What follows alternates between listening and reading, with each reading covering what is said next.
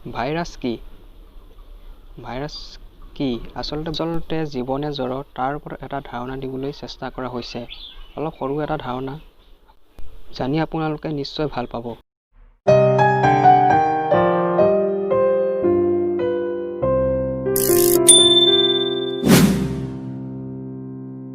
Virus এবিধ অতি ক্ষুদ্ৰ এককোষী জীৱ। ভাইৰাছ জীৱ আৰু জ্বৰৰ দুয়োটা অৱস্থাতে থাকিব পাৰে। অৰ্থাৎ জীৱ আৰু জ্বৰৰ দুয়োটা অৱস্থাত থাকিব পাৰে। ভাইৰাছ জীৱনীয়তে জ্বৰ হ'ব। ইয়াৰো এটা কাৰণ আছে। ভাইৰাছ সাধাৰণতে পৰিৱেশত জ্বৰৰ অৱস্থাত বায়ু আৰু অন্য ঠাইত অতিবাহি ফুৰে। যেতিয়া ভাইৰাছ কোনো কাৰণত জীৱিত কোষৰ সংস্পৰ্শত আহে তেতিয়া জীৱৰ দৰে আচৰণ কৰে। গতিকে ভাইৰাছবোৰ এটা সময়ত জ্বৰ আৰু এটা সময়ত জীৱ হিচাপে থাকিব পাৰে। অৰ্থাৎ ভাইৰাছ মৃতও হ'ব পাৰে আৰু জীৱিতও হ'ব পাৰে। ভাইৰাছ পৃথিৱীৰ সকলো ঠাইতে থাকে। পৃথিৱীৰ অতি গভীৰতাত উত্তপ্ত লাভা, মেৰু অঞ্চলত অতি ঠাণ্ডা বৰফৰ গহ্বৰৰ মাজত। পৃথিৱীৰ অতি গভীৰতাৰ মাজে মাটিৰ অতি গভীৰতাৰ তলতো পোৱা যায় ভাইৰাছ। ভাইৰাছৰ মহাকাশতো থকা বুলি প্ৰমাণ পোৱা গৈছে। ভাইৰাছ সকলো পৰিৱেশতে থাকিব পাৰে। আকাশ, বায়ু, পানী, মাটি, পৃথিৱীৰ সকলো ঠাইত, আনকি মহাকাশতো থাকে ভাইৰাছ। ভাইৰাছৰ আকাৰ ইমানেই সৰু যে সাধাৰণ অণুবীক্ষণ যন্ত্ৰৰ সহায়তো দেখাৰ সম্ভৱ নহয়। গতিকে ইয়াক দেখা পাবলৈ ইলেক্ট্ৰন অণুবীক্ষণ যন্ত্ৰৰ সহায় লোৱা হয়। ইয়াৰ সহায়েৰে ভাইৰাছৰ দেহৰ গঠন, আভ্যন্তৰীণ গঠন আদিৰ বিষয়ে অধ্যয়ন কৰা হয়। ভাইৰাছে নিজস্বভাৱে প্ৰজনন কৰিব নোৱাৰে। ইয়াৰ বাবে আন কোনো জীৱিত কোষৰ সহায়তহে প্ৰজনন কৰিব পাৰে। কেইবিধমান ভাইৰাছে প্ৰজননৰ কাৰণে বেক্টেৰিয়াৰ দেহকোষ আক্ৰমণ কৰে।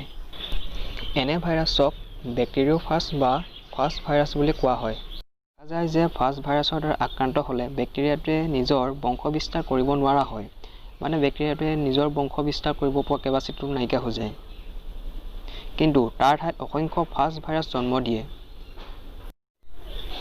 অৰ্থ এয়ে যে ভাইৰাছৰ আক্ৰমণৰ ফলত বেক্টেৰিয়াৰ জৈৱিক কাৰ্য এনেভাৱে সলনি হয় যে সিহঁতে নতুন বেক্টেৰিয়া সৃষ্টি নকৰি নতুন ভাইৰাছহে সৃষ্টি কৰে।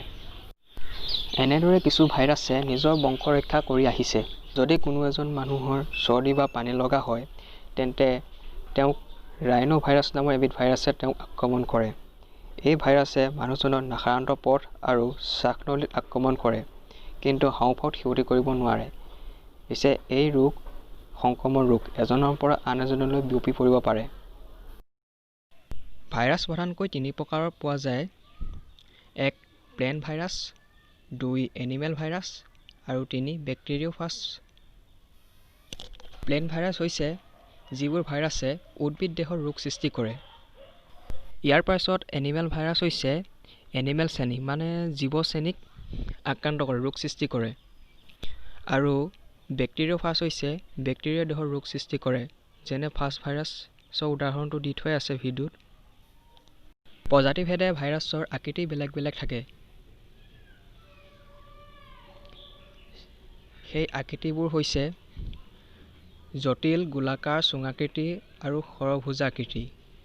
জটিল ভাইৰাছৰ এটা উদাহৰণ হৈছে বেক্টেৰিওফাজ আৰু গোলাকাৰ আকৃতিৰ ভাইৰাছটোৰ উদাহৰণ হৈছে ইনফ্লুৱেঞ্জাৰ আৰু চুঙাকৃতিৰ ভাইৰাছ হৈছে ট্ৰাইকোমোচোৰাছ ভাইৰাছ আৰু ষড়ভুজাকৃতিৰ ভাইৰাছটো হৈছে এডেনোভাইৰাছ।